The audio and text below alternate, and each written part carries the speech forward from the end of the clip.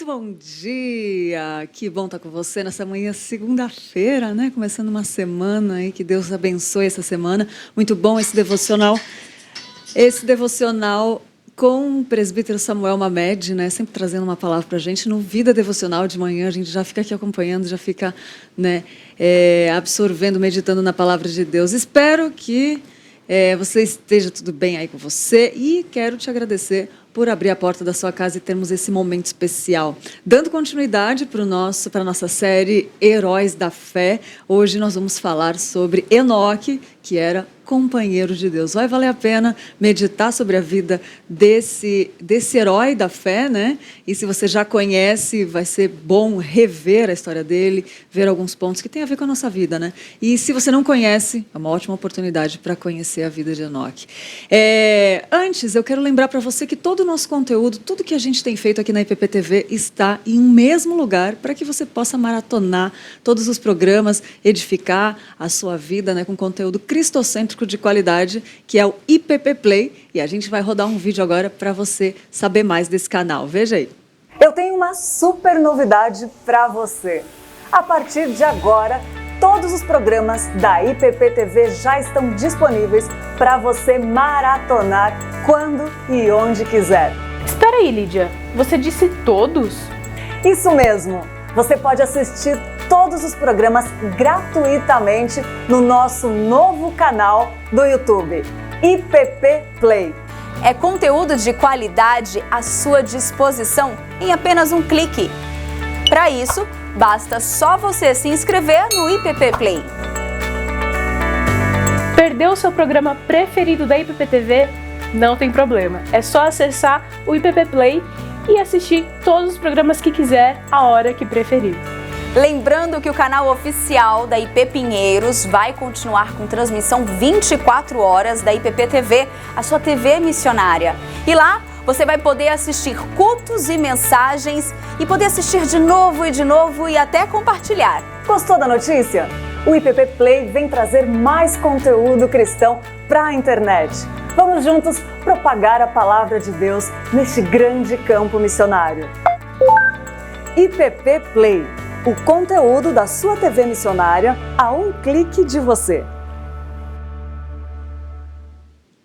Não assinou o canal ainda? Assina agora, já vai lá, clica, né, no canal do IPP Play, assina e divulga para os seus amigos, para familiares, no grupo de WhatsApp, porque aí tem conteúdo que edifica, viu? Eu sou suspeita porque eu fiquei maratonando os próprios programas do Manhã IPP aqui, que estão demais esses programas do Heróis da Fé. Muito bom, gente. E é isso aí. Um versículo para ver sobre a vida de Enoque, o herói da fé que a gente vai falar hoje, que diz assim, ó, em Hebreus 11:5, pela fé, Enoque foi trasladado para não ver a morte. Não foi achado porque Deus o trasladara, pois antes da sua trasladação obteve testemunho de haver agradado a Deus. Olha que coisa linda. Vamos agradar a Deus, gente. Essa é a mensagem, uma das mensagens mais incríveis que Enoque pode nos passar, dentre outras que a gente já vai falar. Tem outro versículo que diz assim, andou Enoque com Deus e depois que gerou a Matusalém, viveu 300 anos e teve filhos e filhas. Todos os dias de Enoque foram 365 anos. Andou Enoque com Deus e já não era, porque Deus o tomou para si. Está lá em Gênesis 5, 22 a 24. É muito bom, né, pensar nessas coisas incríveis que Deus faz nessas histórias dos heróis da fé, que falam muito com a gente, né? Enoque foi um filho de Jared, pai de Matusalém. Está lá em Gênesis, como eu falei, né, pertencente à descendência de Sete, através do qual o conhecimento de Deus foi preservado. Enoque, ele tinha um relacionamento profundo com Deus, pois a expressão andou com Deus é aplicada somente a duas pessoas na Bíblia, Enoque e Noé. E nos dias de Enoque, né, a humanidade estava muito corrompida pelo pecado. Tem alguma semelhança com hoje? Pois é. Deus ficou tão decepcionado que algum tempo depois da vida de Enoque, ele enviou um dilúvio e destruiu quase toda a humanidade. Apenas Noé, bisneto de Enoque, né, e a sua família sobreviveram em meio, né, ao dilúvio. Em meio a tanta corrupção, Enoque se destacou por andar com Deus. Quer ser destacado por andar com Deus hoje, no meio dessa bagunça que está acontecendo na nossa terra? Vamos se inspirar na vida desse herói da fé, né? Que agradava a Deus e tinha fé. Uma característica comum em todos os heróis da fé, né? Por causa disso, Deus arrebatou Enoque. Quer saber mais sobre isso? A gente já vai conversar. E ninguém encontrou o corpo de Enoque porque Deus o levou para o céu. E a gente já vai falar mais sobre isso. O pastor Heron já está aqui com a gente. Mas antes eu quero dar um recadinho rápido para você. Eu quero apresentar algo para você que pode realmente transformar ou dar um novo visual para o seu mente. A gente está falando de andar aí, né, no sobrenatural, na fé, no meio desse caos todo. Você pode dar um novo visual também, né, para o seu ambiente. Está um pouquinho bagunçado? Uma das coisas que nos ajuda a ter um conforto é estar em um ambiente aconchegante, bonito, confortável, né?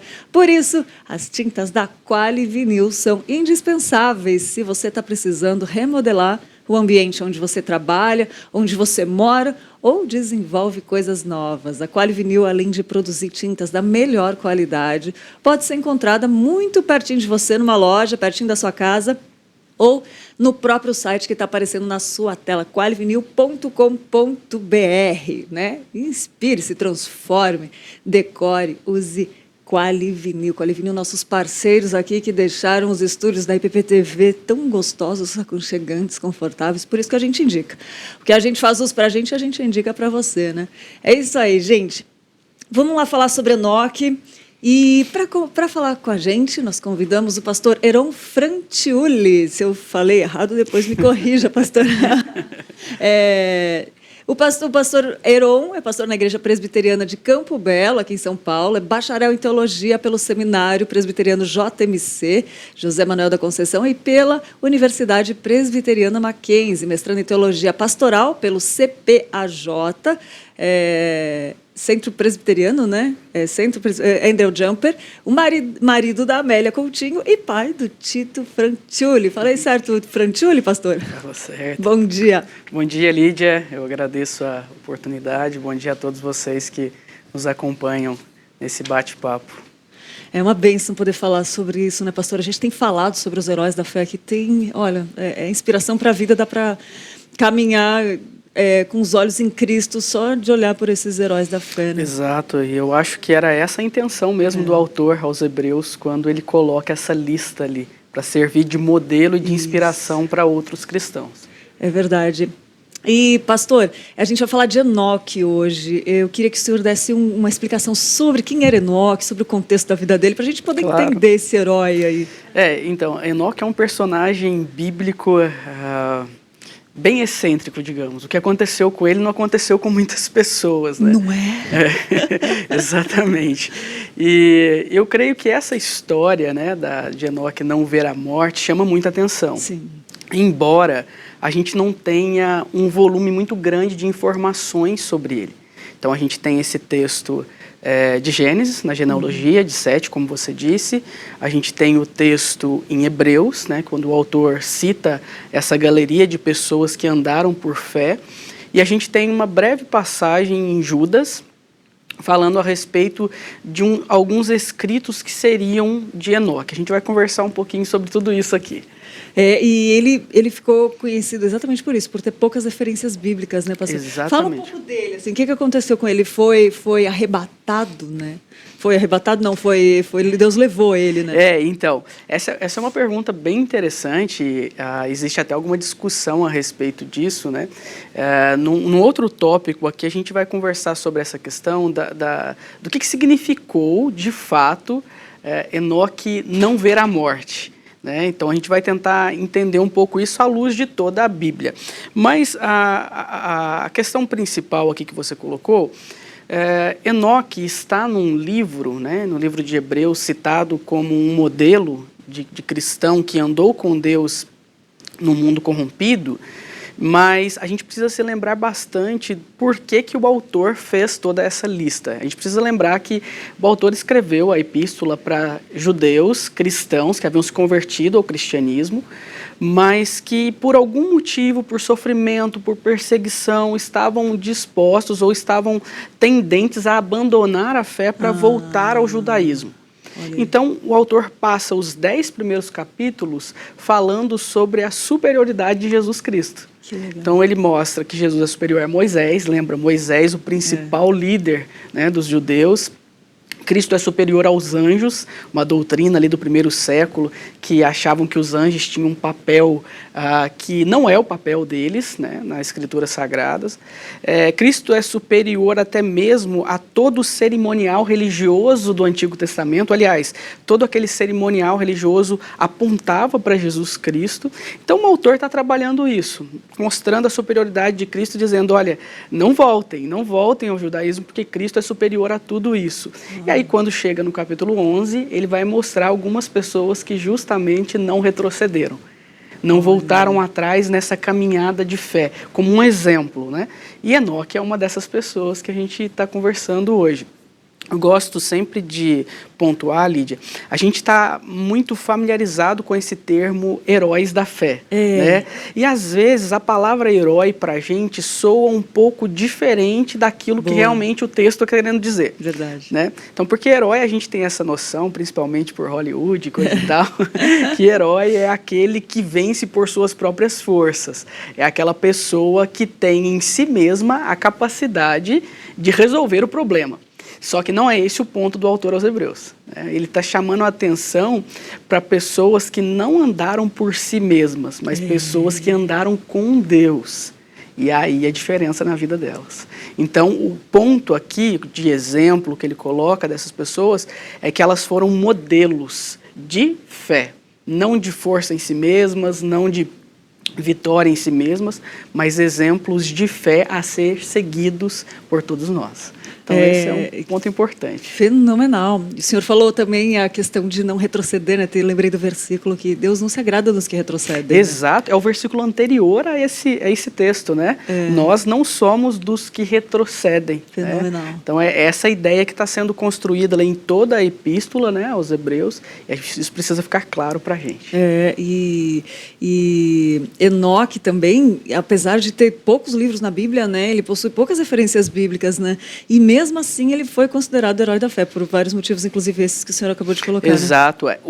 A sua chamada inicial é muito importante, porque você trouxe o contexto em que ele foi citado. Moisés está descrevendo ali a genealogia, tanto de Caim, a genealogia digamos assim, dos filhos da serpente, aqueles que não temem a Deus e antes que fazem o que é mal, e ali tem uma lista bem descritiva disso, e os filhos da fé. E Enoque está nesse contexto daqueles que invocam o nome de Deus. Então, apesar da gente não ter muita informação sobre Enoque, um volume grande de conteúdo sobre ele, a gente tem um conteúdo muito relevante, né, de ser quem ele foi e viver no contexto em que ele viveu. E falar em conteúdo, temos uma questão que é discutida aí há muito tempo, né? Que são 3 livros que Enoque escreveu e que são considerados por nós apócrifos, né, pastor? Isso. Ali no final do Antigo Testamento e antes do início do Novo Testamento, a gente teve um período que a gente chama de 400 anos de silêncio.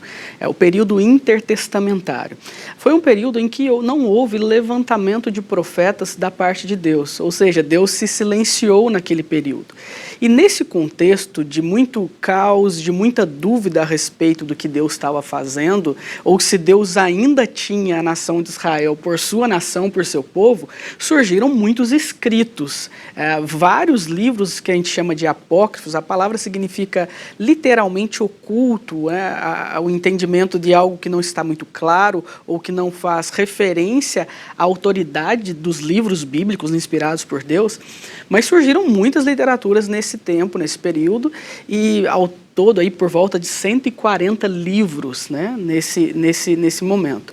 E um desses personagens são 3 livros atribuídos à profecia de Enoque, esse o 7º depois de Adão, ou seja, esse do qual a gente está falando mesmo. Né? O ponto que a gente precisa deixar bem claro aqui é que a gente tem uma série de instrumentos para reconhecer a canonicidade dos livros bíblicos. Tá? Então, a questão não é que a igreja diz ou dita quais livros entram no cânon ou não. Não é esse o ponto. O ponto é, a gente reconhece, né, apenas aqueles livros que o povo de Deus já reconheceu. Então, quando a gente chega no Novo Testamento, Jesus, os apóstolos, já reconheciam a Bíblia hebraica, a literatura hebraica, e Enoque não fazia parte dela.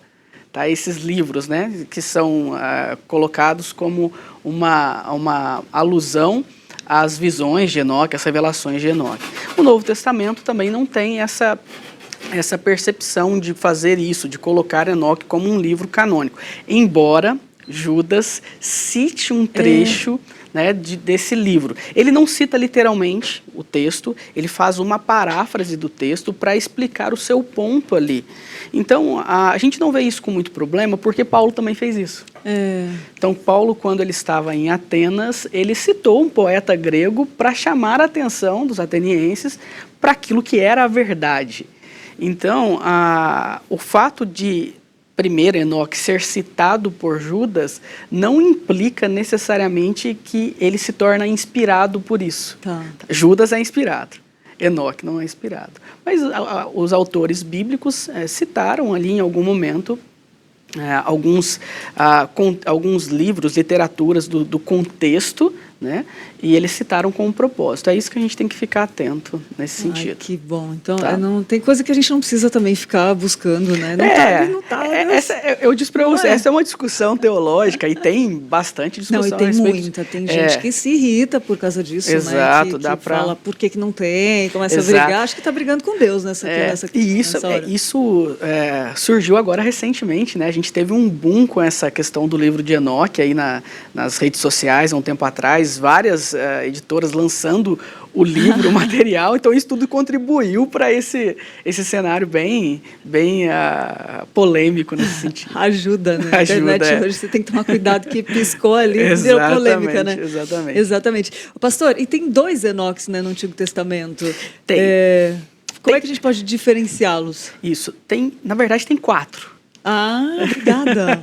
Nossa, que ótimo. Tem um filho de Caim, tá? Que ele se chamava Enoque, a gente vê lá em Gênesis 4.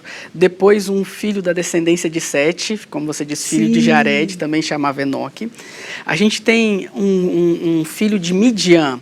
Depois que Sara morreu, Abraão se casou com Quetura e teve filhos e filhas com ela.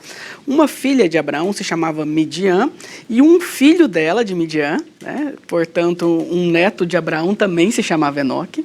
E um filho de Ruben também se chamava Enoque. Então a gente tem esses 4 personagens. Se você quiser, tem uma cidade também que se chamava Enoque, que foi do filho de Caim, né? Caim edificou uma cidade e botou o nome naquela cidade com o nome do seu próprio filho, Enoque.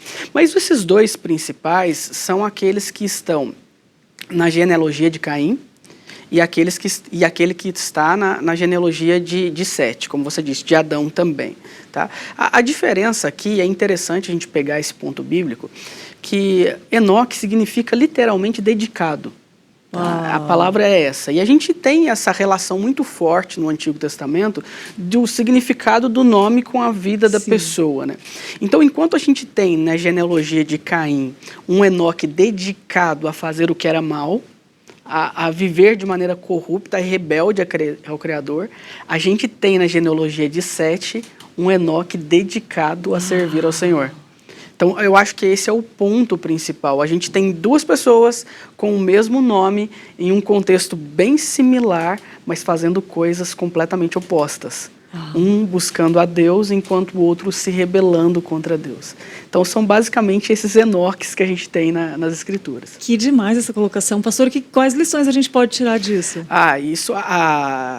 A gente vai entender, né, ao longo do nosso bate-papo aqui, que essa vida com Deus, esse andar com Deus, é o que faz a diferença na vida das pessoas. Né? Em toda a literatura bíblica, a gente vê isso o tempo todo sendo colocado. A gente está fazendo uma devocional em Provérbios lá na nossa igreja, e a gente vê o tempo todo os Provérbios contrastando o modelo de vida de um ímpio, o modelo de vida de uma pessoa que é justa, e na base disso tudo está temor ao Senhor, o justo, e rebeldia ao Senhor, o ímpio. Né? Então, a lição principal aqui, e daqui a pouco eu vou falar um pouco mais, é andar com Deus, é viver com Deus, é ser dedicado, é ter a sua vida completamente dedicada a Deus. Não fazer aquela separação, olha, aqui é a minha vida secular, isso daqui se refere ao meu trabalho, ao meu lazer, e domingo é o dia da igreja. Né? Então, não é assim que funciona. A vida de um cristão é uma vida para a glória de Deus, completamente dedicada. Isso implica pensar, falar, agir, trabalhar, se relacionar, se divertir, fazer tudo para a glória de Deus. E você vê como a questão está no coração mesmo, né? Porque para cair de uma vez por todas essa superstição de que se colocar o nome, né, a pessoa vai ser assim, vai significar, porque tem crente que acredita isso, que mistifica as coisas às vezes, que acredita que se colocar o nome vai ser. Então, o Enoque é um grande exemplo para cair por terra essa Exato. crença. E essa sua colocação deixa muito interessante, porque ali a gente vê dois Enoques de duas linhagens diferentes, e a gente poderia pensar, então a linhagem da pessoa é a que determina, e não é. Também não é. Tem nada de maldição hereditária. Exatamente. A linhagem determinante é a linhagem espiritual. E aí a gente entra num ponto bem central no Evangelho, que é, não importa se você nasceu numa família de cristãos, se você ouviu a fé, se você cresceu nesse contexto. Em última instância, é a sua decisão de andar com Deus, de viver uma vida para a glória de Deus, que vai conduzir você nesse caminho de fé, né?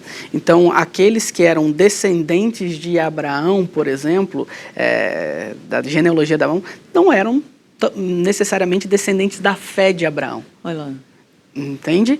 Então, todos nascem em um mundo corrompido pelo pecado. Todos nascem. Todos nós somos filhos de Caim. Essa é uma expressão que o pastor Emílio Garófalo, lá de Brasília, usou e eu gostei muito. Todos nós somos filhos de Caim, mas Deus está adotando alguns para a família da fé, o que nos torna, então, filhos de Abraão pela fé. Né? Então, olha que coisa linda. Que coisa linda. Você vê que dá para tirar tantas lições, né? E pastor Enoque é um dos 2 homens que não viu a morte, né? Que ele mesmo sendo pecador, ele não sofreu a consequência do pecado. Acho que todo cristão, acho que deveria sonhar um dia, pensou, nossa, eu queria viver isso, né? Pode falar disso pra gente? Isso. Esse é um ponto muito interessante, porque a gente precisa construir aqui algumas considerações bíblicas para a gente chegar nesse ponto. O que aconteceu ali, né? Então, primeiro, a Bíblia fala pra gente que todo ser humano nasce corrompido pelo pecado. Né? Salmo 51:5, Davi fala, em pecado me concebeu minha mãe. Então, depois que houve a queda em Gênesis 3, todos nós nascemos em pecado. Né? A consequência natural de alguém que nasce em pecado é pecar, é ser um pecador. Né? Durante a nossa vida, nós não somente pecamos, mas nós experimentamos todas as consequências de um mundo quebrado pelo pecado também. Sofrimentos, dores e todas essas coisas mais.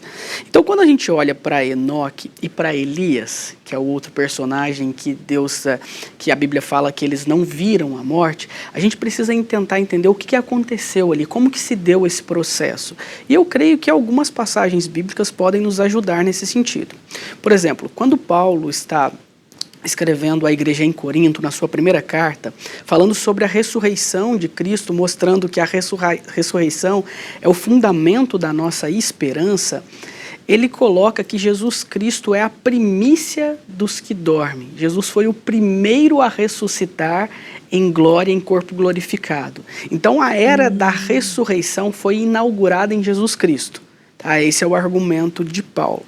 Então, pensando nisso e tendo como base que Jesus Cristo é a primícia, o primeiro, ele inaugurou a era da ressurreição, da vitória sobre a morte, a gente tem que olhar para a vida desses 2 personagens, Enoque e Elias, e pensar como se deu isso. Porque a gente cai num dilema aqui. No céu não há corrupção. No céu não pode haver corpo não glorificado, corpo pecaminoso. Né? Da mesma maneira, Enoque e Elias não podiam ser a primícia, porque Jesus foi a primícia. Então, de alguma maneira, o texto está nos dizendo que eles não experimentaram, eles não viram, eles não tiveram aquela consciência do seu momento de morte. Mas isso não significa que eles foram levados em corpo para o céu.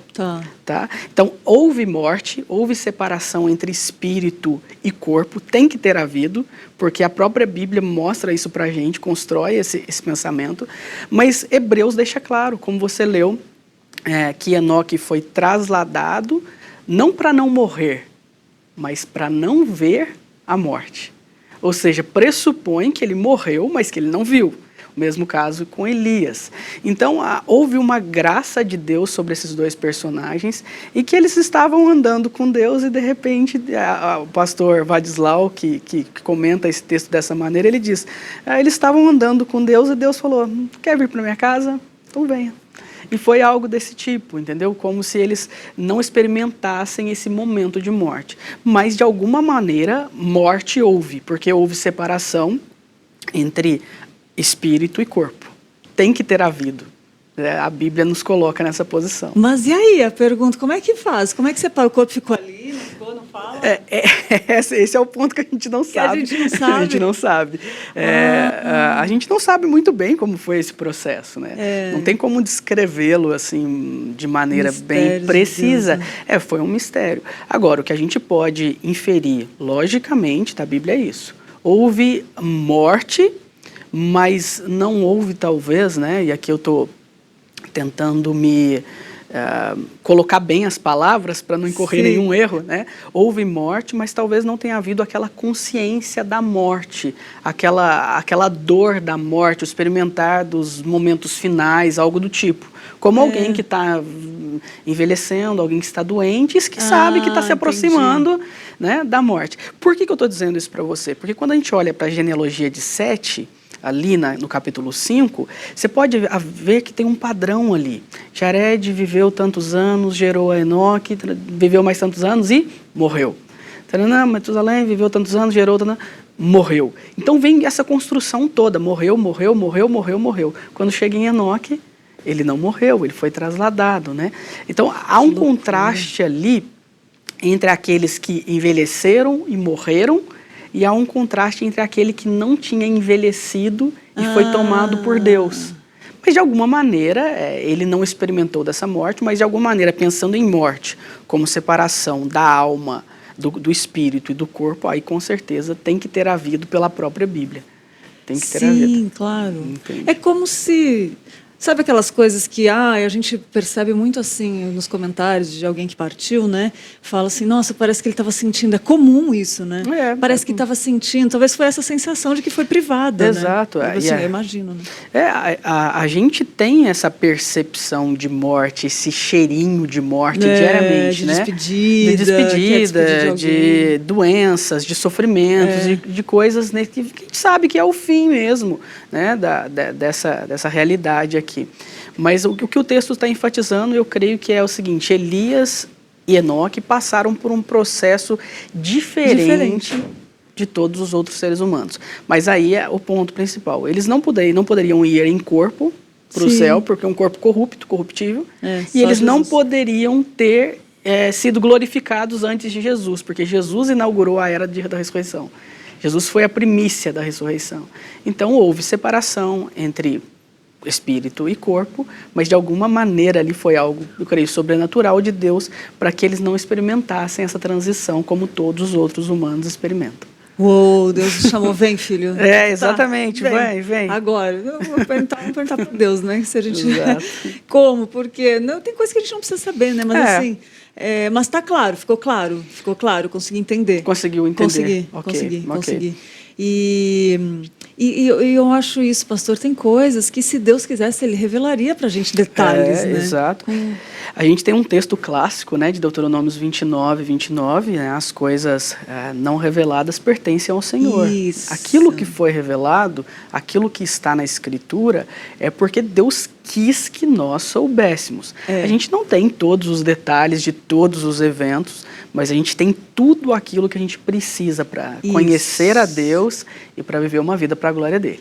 E eu sabe o que eu penso, pastor? Às vezes a gente não dá nem conta de administrar isso tudo, de absorver e botar em prática aquilo que está revelado. Por que a gente quer saber mais? Se Deus é tão infinito, tão poderoso, que acho que a gente não sabe nem a gotinha da molécula do oceano, de todo, né, do que é Deus, ele é tão imenso, tão mais, né? Então, exato, infinito. né? Cheio de poder, glória e conhecimento, né? Mas ele comunicou a gente essa capacidade de conhecimento, né? Isso. E isso faz com que a gente conheça o mundo criado, e a palavra, a revelação especial de Deus faz com que a gente conheça o próprio Deus de maneira salvífica. E isso é o ponto, né? Esse é o ponto principal. A Bíblia nos revela quem Deus é, quem nós somos e o que Deus fez por nós em Jesus Cristo. Então, esse é o resumo, e é por aí que a gente deve caminhar. Ai, que maravilha. Nossa, muito bom, né? Conhecer esse Deus cada vez mais. Pastor, tem uma novidade aqui rolando na Igreja Presbiteriana de Pinheiros, que é o Polo EAD Pinheiros. Eu vou dar esse recadinho porque as inscrições vão até hoje, dia 5, e aí a gente vai avisar para quem está em casa que se não fez ainda, é hora de fazer, né? Ainda faz missões. Vamos ver o vídeo juntos? Vamos sobre o Polo EAD Pinheiros. Olá! Eu tenho um recado muito especial para você que quer investir no seu futuro e garantir vaga no mercado de trabalho. Você já pode cursar sua graduação ou pós-graduação à distância numa das melhores universidades do país, o Mackenzie, aqui mesmo em Pinheiros, fazendo sua matrícula o quanto antes no nosso polo de ensino à distância. Estudando com a gente, você ainda colabora com as obras missionárias da Igreja Presbiteriana de Pinheiros, já que todo o lucro vai para os projetos da nossa junta missionária. São 14 cursos de graduação com mensalidades de apenas R$ 460 para as licenciaturas em Filosofia, Letras, Matemática, História e Pedagogia. Além disso, tem as graduações de Tecnologia nas áreas de Empreendedorismo e Novos Negócios, Jogos Digitais, Gestão de Recursos Humanos, Gestão Comercial, Gestão Financeira, Análise e Desenvolvimento de Sistemas, Marketing, Logística e Processos Gerenciais. As inscrições para o processo seletivo ficam abertas até o próximo dia 30 de junho. E para você que quer fazer a melhor pós-graduação do mercado, nós oferecemos aqui no nosso polo de EAD 27 cursos diferentes, nas áreas de Direito, Educação, Economia, Gestão, Neurociência e Liderança. As matrículas estão abertas e as mensalidades custam só R$ 599. Garanta sua vaga usando o voucher Polo Pinheiros. A relação completa dos cursos e todas as informações estão no site mackenzie.br/EAD. Venha estudar com a gente no Polo EAD Pinheiros do Mackenzie. E não se esqueça, fazendo isso você garante formação de qualidade e ainda colabora com as obras missionárias da Igreja Presbiteriana de Pinheiros.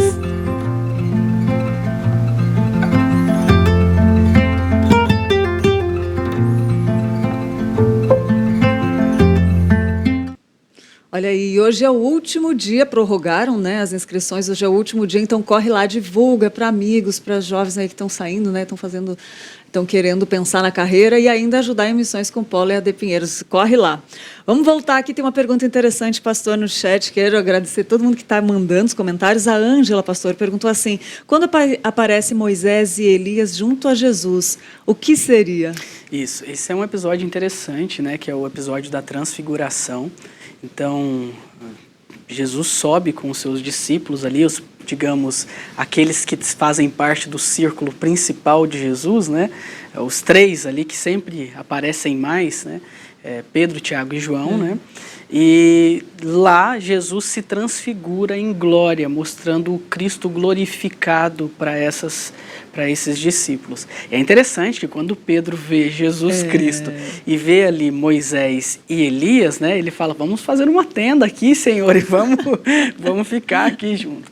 Mas o ponto ali principal a gente precisa se lembrar, para um judeu, Moisés era a lei, o principal daqueles que representava a lei de Deus, né? Uma grande figura lá do Antigo Testamento, por meio de quem Deus fez coisas extraordinárias. Moisés foi usado como um instrumento de Deus para fazer coisas extraordinárias, né? E o povo experimentou muitos fatos sobrenaturais do poder de Deus por intermédio de Moisés. Elias era considerado o principal dos profetas.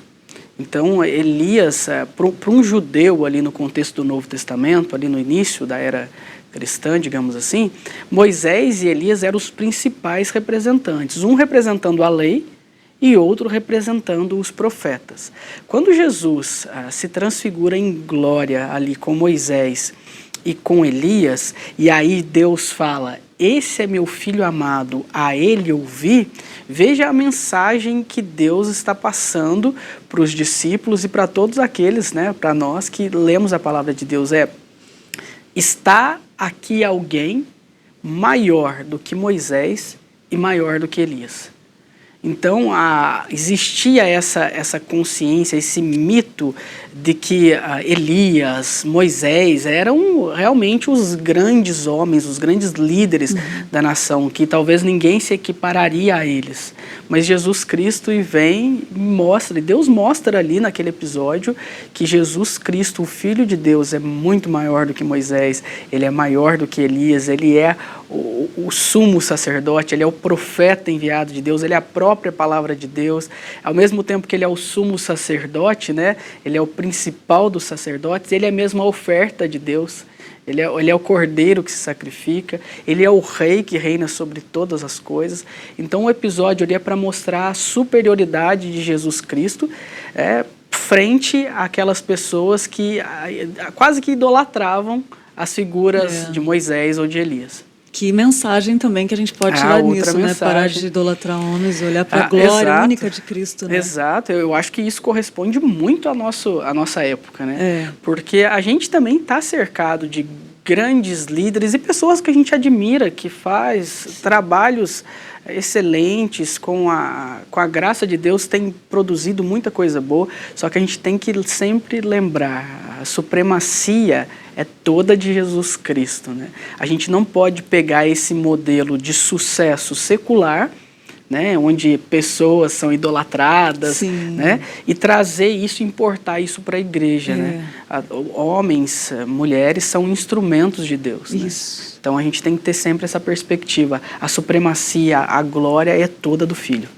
E acontece isso muito, muito mais num contexto que a gente está vivendo, que nem eu li no começo, se compara muito com os dias de hoje, A gente consegue, com o caos que está hoje, a gente se vê perdido, quase sem esperança. Se não fosse Cristo, a gente não teria esperança. Exato. Mas é um contexto muito parecido lá com aquele tempo que a gente está vivendo os nossos dias, pastor? E olhar para Cristo.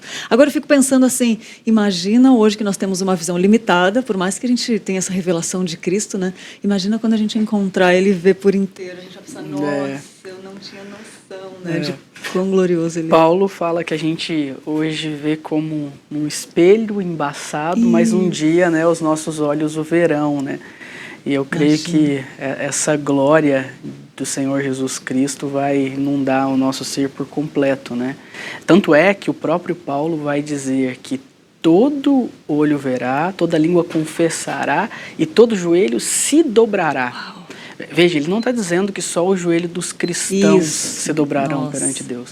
Todos os joelhos serão dobrados perante o Senhor Jesus Cristo. Todos reconhecerão que Jesus Cristo é o Senhor.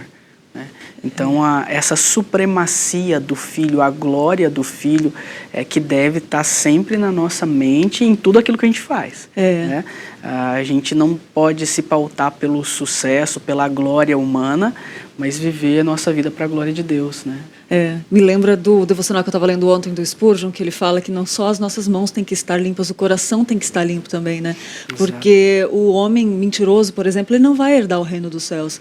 E aí pensa assim, vou curtir a vida aqui. Aí Spurgeon ainda fala, então curte a vida o máximo que você puder mesmo, porque essa será a máxima alegria que você terá. Exatamente. E aí eu fiquei pensando, cara, que tristeza você pensar que a alegria só está nessa vida aqui, Lembra do texto que a gente falou sobre 1 Coríntios, que é a base da ressurreição de Cristo, que ele é a primícia dos que dormem, o primeiro que inaugurou a era da ressurreição? A conclusão de Paulo lá no final do capítulo se a nossa esperança se reduz a apenas essa vida, nós somos os mais infelizes de todos os homens. Mais infelizes de todos os homens. Então, a nossa esperança está certamente no porvir. Que coisa linda. E vamos lá para Enoque também, pastor, que Vamos tem lá. uma questão interessante, que ele viveu mais de 300 anos, né? E a nossa média de vida hoje é 80 anos, né? 80 anos. Como é que tem muita gente que duvida disso, né? Então, essa questão é importante porque os céticos duvidam de muitas coisas. né? Até da historicidade de Gênesis, das figuras históricas de Adão e Eva, né? Mas a gente crê, sim, que o relato bíblico é verdadeiro, é histórico, isso tudo é real. E veja, Enoque nem foi um daqueles que viveram mais. Né? Na própria genealogia de Sete ali, ele é o que viveu menos. Ele viveu 365 anos. O filho dele, Matusalém, viveu 969. Né? Gente, é quase 1000 anos. Quase 1000 anos, né? E aí a resposta para essa pergunta, né? Por que as pessoas viviam tanto, né? Por que hoje não se vive tanto? O próprio texto bíblico responde. Quando a gente vai para o capítulo seguinte, ali em Gênesis 6, versículo 3, Deus diz que ele limitaria a vida ao máximo de 120 anos para que a maldade do ser humano não se estendesse tanto. Nossa, olha isso. Então, a Forte. gente tem um argumento bíblico nesse sentido, dizendo, olha, sim, de fato vivia muito tempo, né? Ali de Adão a Noé, a gente tem pessoas que viveram muitos e muitos anos, né?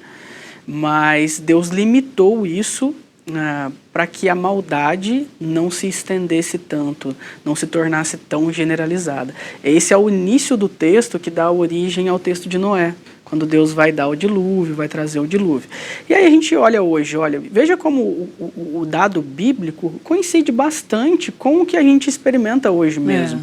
Né? Porque a gente tem pessoas que vivem 100 anos, 110 anos, acho que lá até na minha cidade, lá do sul de Minas, a gente teve por um bom tempo a mulher mais velha do mundo. Ah, é? Ela tinha, na época, ela tinha 113 anos, alguma coisa assim. Eu lembro, 113. Mas a gente vê que de 120 praticamente ninguém passou essa média. 113 é excepcional, né? Exato.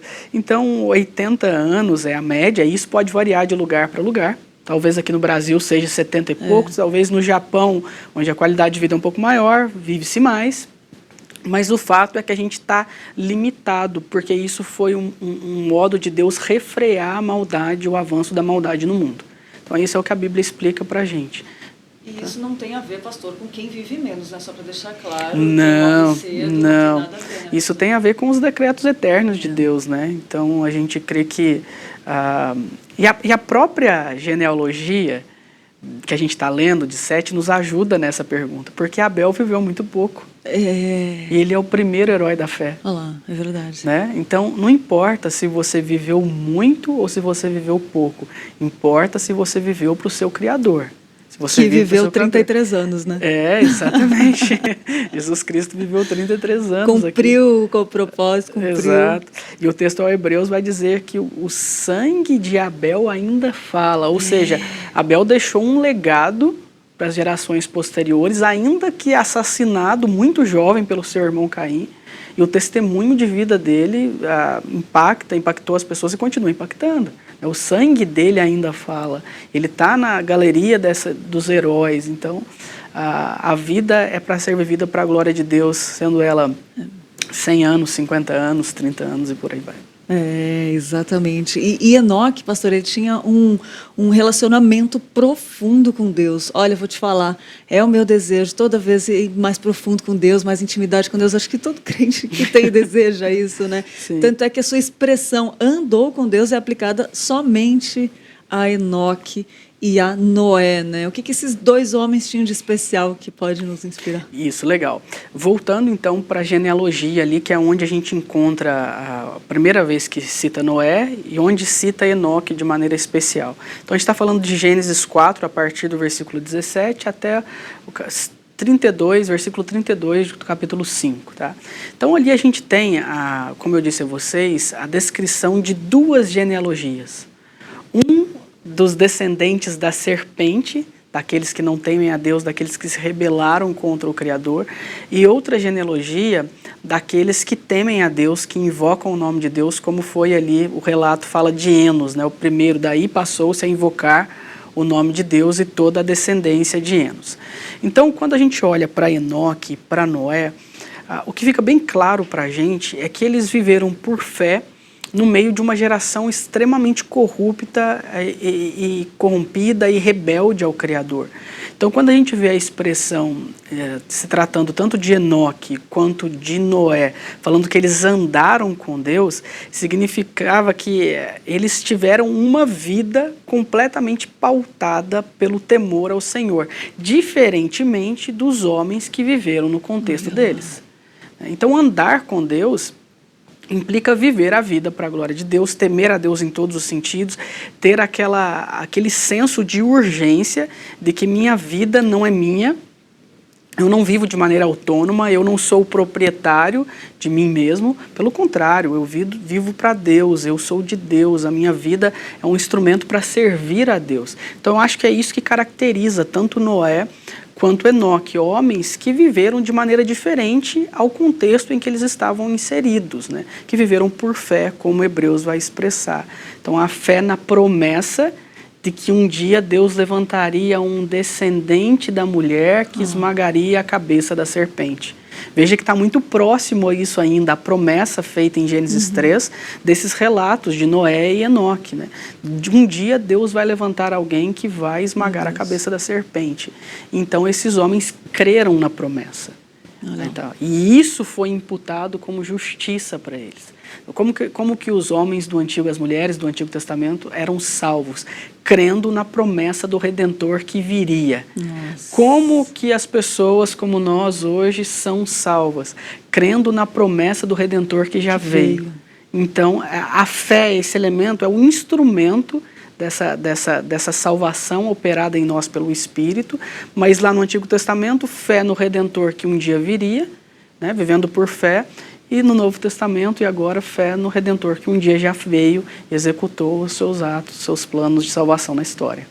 Gente, essa questão da fé é muito interessante, né? Sabe o que eu estava pensando aqui com o senhor falando? A gente comentou dos outros heróis em relação aos dons e talentos. Aqui não fala muito de Enoque, mas destaca o ponto crucial que é a fé, né? Tanto exato, heróis da fé. Exato. Mas assim, não fala muito dos dons e talentos de Enoque? Então, a gente não tem muita informação sobre isso, e a gente também não tem muita informação sobre dons e talentos, até mesmo dos outros personagens. Exatamente. O que a gente tem um elemento unificador é a fé. A fé. E a humildade também. É humildade. Mas a fé é a campeã. Isso. E aí a gente precisa lembrar, a fé não é aquela concepção que a gente tem muitas vezes hoje de que a fé é algo que salva em si mesma. Isso. Né? A fé é um instrumento pelo qual nós recebemos a salvação de Deus. Tá? Então esses homens andaram por fé, mas não é que eles confiavam na própria fé que eles tinham. Eles confiavam em Deus. Isso. E isso fazia toda a diferença para eles, né? Então, esse elemento de fé que está unindo todo o capítulo ali é justamente para mostrar para os judeus do primeiro século que estavam querendo voltar ao judaísmo que eles não deveriam fazer isso. Olha. Eles deveriam andar com Deus como aqueles homens andaram. E aí no capítulo 12 ele continua essa tratativa dizendo assim, olha, vocês têm uma grande nuvem de testemunha. É como se vocês estivessem numa pista de corrida e todas essas pessoas fossem testemunhas da sua caminhada. Então siga para o alvo com fé, olhando para Jesus Cristo, porque todas essas pessoas também olharam para o dia de Jesus Cristo. Então esse é o ponto. Olha que forte.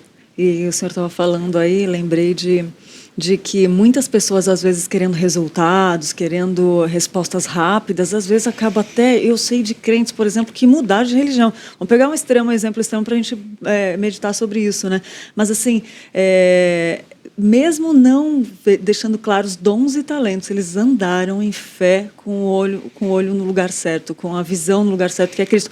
Lembrei que eu ia falar, a mulher que tocou, a mulher do fluxo de sangue que tocou Jesus, e Jesus vira para ela e fala, tua fé te salvou. Ela não estava com um exemplo muito claro, né? Ela não estava acreditando que a fé dela salvaria, mas ela acreditou que se ela tocasse em Cristo, né? Então veja, esse é um exemplo ótimo, entendeu? Quando Jesus sempre fala a tua fé te salvou, Jesus não está dizendo que a fé é a salvação em si mesma. Muito bom. A fé é um instrumento de salvação. Veja que ela venceu a multidão e ela tinha na mente dela, se eu tocar ao menos na veste de Jesus Cristo, eu sei que eu serei curado. Então ela tinha fé em quem, na verdade? No Filho de Deus. Ela tinha fé em Jesus Cristo, né? Então a gente precisa deixar isso bem claro para entender o lugar, a natureza e o papel da fé, né? Isso como um instrumento que nos faz receber a graça divina. Que era o mesmo que o Enoque colocou a fé também, né? Mesmo sem ele ter vindo ainda. Exatamente, fé para andar com Deus. E pastor, como é que a gente pode então experimentar um relacionamento assim de caminhar com Deus? Eu sei que já foi falado muita coisa aqui, a fé é o principal instrumento, mas alguns 3 passos práticos, brincadeira. Bem presbiteriano, né? Bem presbiteriano. Concluiu o sermão. Né? Eu creio que o contexto nosso não mudou muito. Né? O contexto de Enoque, de Noé, de Matusalém, de Enos, continua sendo um contexto bem parecido com o nosso, né? Onde os filhos, a descendência de Caim, a descendência da serpente, ainda continua rebelde ao Criador, sendo hostil com aqueles que creem. E a gente tem 3 inimigos aí destacados por Paulo, né? Quando ele escreve a igreja em Éfeso, a gente tem o próprio Satanás, um inimigo, a gente tem a cultura secular, né, escravizada pela idolatria, né, influenciando, e a gente tem o nosso próprio coração com resquícios de autossuficiência e pecado ainda, né? Então a gente tem esses 3 elementos que faz a gente viver num mundo quebrado, disfuncional, experimentar dores e sofrimentos e angústias e privações, e muitas vezes até mesmo hostilidades pelo fato de nós declararmos a nossa fé, talvez na faculdade, no seu trabalho, no seu grupo de amigos, de pessoas que não conhecem o Senhor. Quando você se declara cristão ou quando você se posiciona como cristão, você é ridicularizado, e isso é uma forma de menosprezo, né? Então a gente está falando de homens aqui que souberam viver fielmente a Deus, mesmo em meio a um contexto de extrema hostilidade. E eu creio que essa é uma aplicação excelente para a gente, né? O fato aqui que está colocado para a gente é o quão disposto você está a ser radical por Jesus Cristo, né? Até que ponto você está disposto a caminhar, a andar com Deus e a sofrer até mesmo as consequências disso na sua própria vida. Às vezes consequências financeiras, né? Às vezes problemas de relacionamento, hostilidade, menosprezo e coisas do tipo, né? Esses homens, eles estavam dispostos. Por quê? Porque eles olharam para o dia de Jesus Cristo. Eles olharam para o consumador da fé, né? Eles creram na promessa. E isso os motivou a caminhar com Deus, mesmo em meio a todas essas perseguições. Então eu acho que dá um paralelo bem direto com o nosso contexto aqui, porque a gente vive num contexto de hostilidade, né? De hostilização da nossa fé.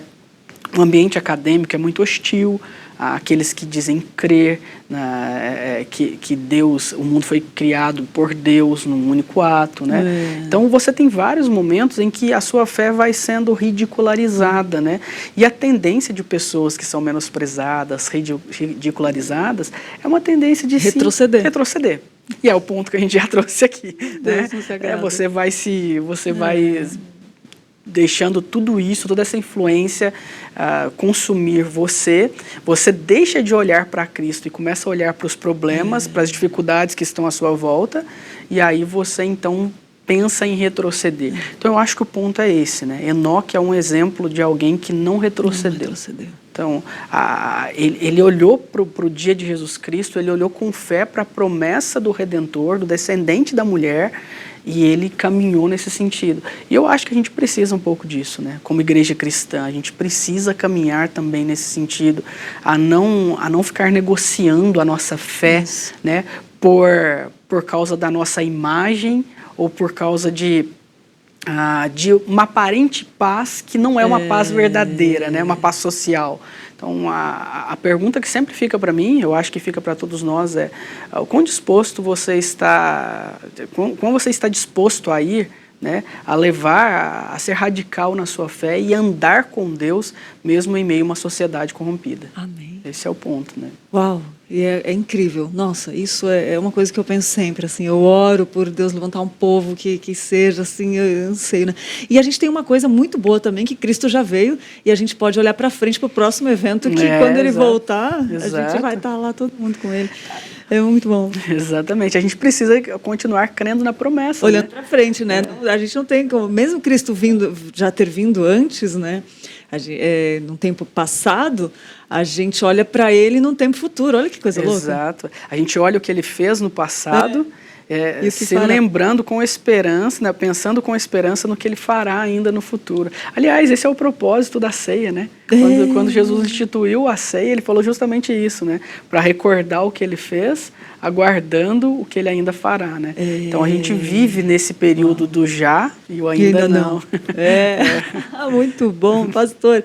Que maravilha. O tempo voou, né? Voou, passou rápido. Conversar. E Igreja Presbiteriana do Campo Belo, como acha você, a sua igreja? Fala um pouquinho pra gente as redes sociais, YouTube. A gente está no YouTube, a gente está no Instagram e no Facebook, tá? Então no Facebook é /IP Campo Belo. No Instagram, a mesma coisa. E no YouTube também a mesma coisa. Então, é sempre IP Campo Belo, que é uma abreviatura de Igreja Presbiteriana do Campo Belo. A gente está aqui na Zona Sul de São Paulo, na Rua Gabriele Danúzio, ali no bairro do Campo Belo. A gente tem servido a Deus lá, Graças né? a Deus. E tem sido uma bênção, né? Uma igreja muito, muito madura, com muita consciência do seu papel em Cristo Jesus. Uau. E para mim tem sido um prazer e uma alegria servir os irmãos lá e ser pastoreado por eles também. Né? É um amor de duas vias, o amor de Deus, né? Impressionante. Exatamente. Pastor, obrigada em nome da Igreja Presbiteriana de Pinheiros, em nome do Manhã IPP. Que presente tê-lo aqui conosco, meditando tão profundamente nas palavras de Deus. Obrigada a Deus por você ter sido usado tanto para falar aos nossos corações. Amém. Espero que seja a primeira de muitas, né? Amém. E queria agradecer, em nome da IPP, por você ter aceitado nosso convite de estar aqui e falar. Imagina, Lídia, eu agradeço demais. Me sinto honrado com o convite. Espero ter contribuído aí com o seu crescimento espiritual, com o pessoal que nos assiste, né? E para mim é um prazer e uma alegria estar aqui. Amém. Até a próxima, se Deus quiser, Até a próxima, né? se Deus quiser. Que bom. E a Igreja Presbiteriana está fazendo 115 anos. Vamos assistir um vídeo com essas informações dessa comemoração.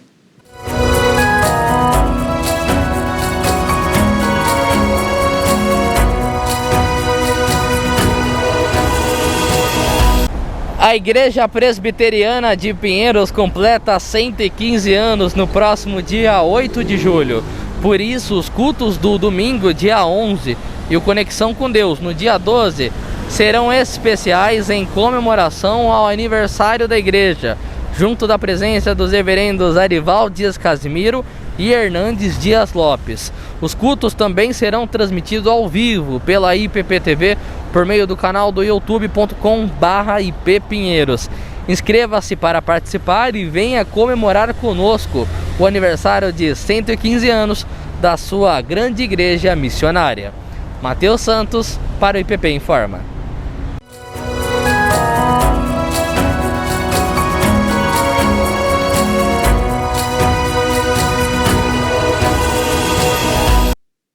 $115 anos, que bênção. Isso vai viver mais que Matusalém, se Deus quiser, essa igreja, né? Não vai ter fim até Jesus voltar, né? Vamos comemorar esse aniversário, né, da nossa igreja. Você está convidadíssimo, a gente espera por você.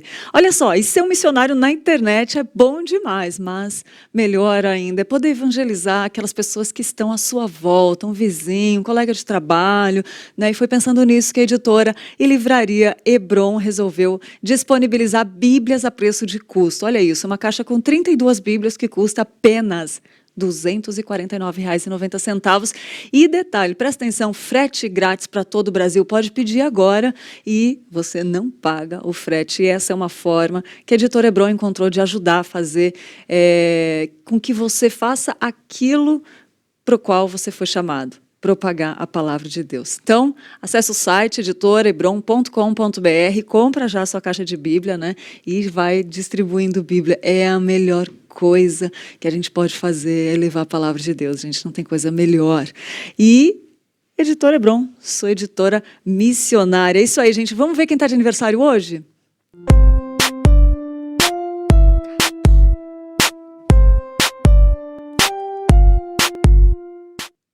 Parabéns para Amanda Coelho, Denise Pereira, a Dorothy Mesquita, a Fátima Leal, Felipe Araújo, Guilherme Jung, Young, a Laura Neri, o Lourenço Fontes, Rubens Jaguiar e a Silvana Sampaio. Que Deus abençoe você, seja um dia, comemore, agradeça o Senhor e que Ele abençoe esse ano que está começando aí, todos que virão e que sejam todos para a glória de Deus. Receba o nosso abraço com carinho. Você que não está de aniversário, você que eu não falei aqui que está de aniversário hoje também, receba o nosso abraço com muito carinho.